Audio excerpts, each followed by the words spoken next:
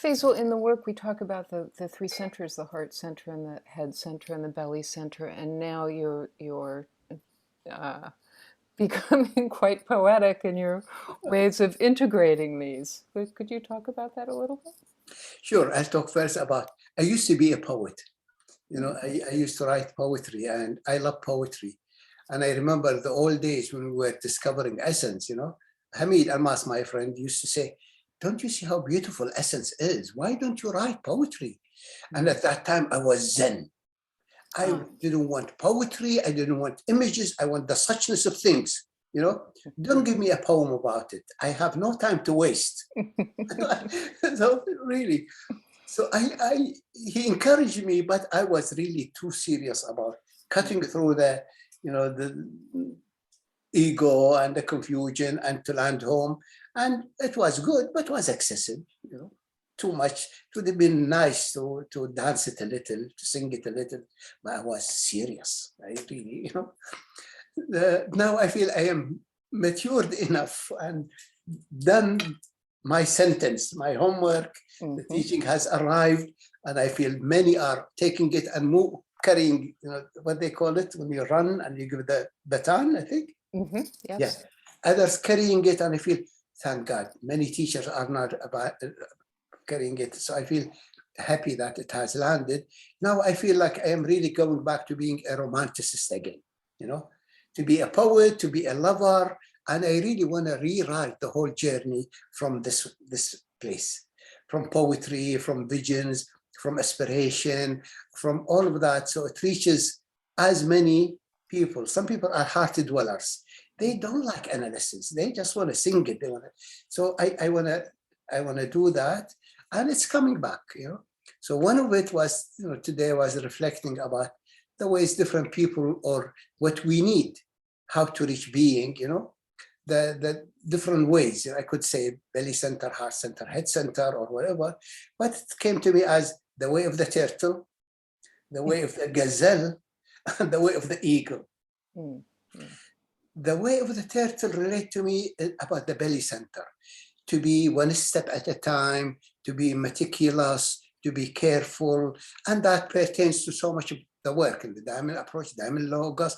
We use the good methodology, inquiry, groundedness, one step at a time, and it's good for the student to cultivate that, and wherever they are, whether the heart center or head center, we need to have the basics so it doesn't just get inflamed emotionally or whatever the ego does. So that is to me the way of the turtle. I ask, I inquire, I sense, I follow the process, meticulously. And that's good. That's really needed, to feel that. But some of us are not so much turtly. Some of us are dancers. Some of us are a little bit wild. Some of us are a little bit crazy. Some of us are romanticists. We have different inclinations. And that is the way of the gazelle. The way of the gazelle is not the way of the basic structure, groundedness, and methodology, but the way of the creator, the way of the inspirator, the way of the poet, the way of the lover. I don't want to read thousands of books about love. I want to go and fall in love. I don't want to hear about the suffering of love. I want to be grilled by love. I want to be transformed by love. It may be, after all is foolishness. I want to be foolish. I don't want to be all the time wise. I want to be drunkard a little time, I want to dance a little time. I want to be zorba a little time. And that's the way of the point of life, the way of the spirit. Sometimes sobriety, sometimes practicality, and sometimes at most foolishness. I think it is inherent in us. It is given as a gift to be foolish. I think without the fool, I don't think, as I said many times, in full sobriety, nobody will gonna bring children if you know what it takes. The struggle, how it feels, you hurt them and you feel hurt by them and you feel like, why did I inflict so much on them? If you use the logic, if you use the the way of the turtle or the way of mathematician. You calculate, you want. But you one night you get drunkard by love, and she get drunkard by love, and then you need to bring this magical creature. Then you could say, what did I do later on? But we need this touch of foolishness. You know, Zorba says, man needs some madness sometimes. Otherwise, we'll never cut the rope and set ourselves free, you know? And Rumi says, what madness, not sanity, what madness stopping me from going completely mad. I think I am sane, but this is madness. I need to go completely sane, mad, you know? So this is the way of the point of light. Would like to dance, would like to sing, would like to love, and also to balance it with sobriety, with methodology, with groundedness, then it's much safe. But I don't want to deprive it. I don't want to walk around all the time processing and methodologizing.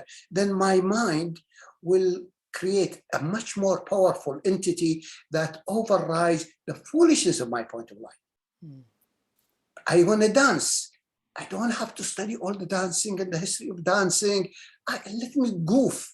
Let me dance and mess up. I don't know how I'm dancing. My body will then. We need this kind of the gazelle way. The gazelle is a symbol in the Arabia of freedom. Oh. It roams the desert, a symbol of utmost beauty, but utmost freedom. It's always meandering. It's not like, you know, like a dog coming and, you know, or a cat. Cannot domesticate, you know, a deer. You want to see its beauty, let it run, you know, freedom. This is the way of the spirit, the point of light. And the third one is the way of grace. It's not all the time me dancing it, it's not all the time me figuring it out. It's time to reach and give us today our daily bread. Prayer, invocation, surrendering, receiving the grace, receiving the nourishment, receiving that I am held by my grandmother, grandfather. We need to open to that. We are not alone. The ego is a lonely person. The ego is like, no, the ego in the core of it feels I am alone. Nobody's been here for me, you know.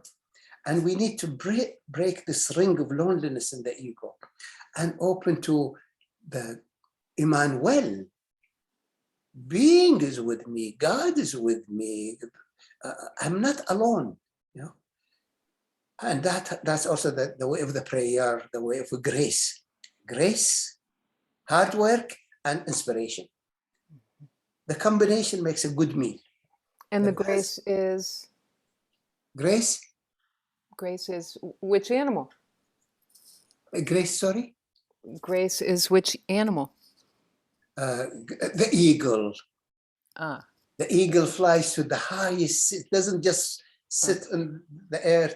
It spreads its wings and goes to the high sphere, you know, and then comes from the high sphere to, you know, there's a beautiful poem. I think Avicenna, you know, the great Avicenna is considered the father of medicine in the world. He was an ancient master in spirituality and in medicine and philosophy and all of those. The old guys used to have so much, you know, because there were certain limitations, they can't get so much. And he got some knowledge from Greece and some knowledge from Egypt, and he started the new, they said the new medicine, they approached the new medicine, Avicenna, Ibn Sina, you know. And he said, from the high sphere of existence has descended upon you a dove, you know, of exquisite beauty and grace and highness, noble dove. It has landed, it has descended. Then it became familiar with this realm. Then it became attached to this realm. And it's so hard for it now to go back. But it's always longing to go back, you know. So we came from the land of grace. We came from being, you know. And now we get attached to this realm and we develop an ego and a personality, and all. We need to let go of this cage a little bit so the spirit can wing itself and the ocean of great beings can receive the grace and the blessing, the way of grace, the way of the dancer, and the way of the turtle, hard worker. I love it. I love it.